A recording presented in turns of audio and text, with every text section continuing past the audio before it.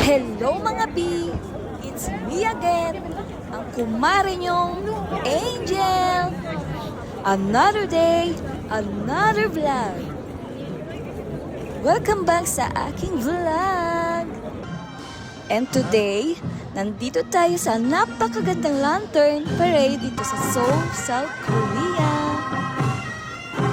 Tuwing spirit sa Seoul, nagiging makulay at maliwanag ang buong city dahil sa Lotus Lantern Festival 2026.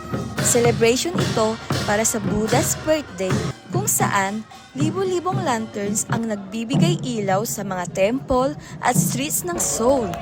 Makikita rito ang beautiful lantern parade, traditional performances at peaceful na atmosphere na pinagsama-sama ang old Korean culture at modern city vibes.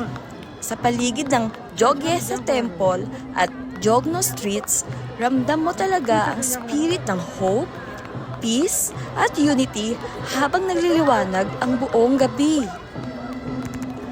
So ayun mga B, sobrang saya dito sa Lantern Parade sa Seoul.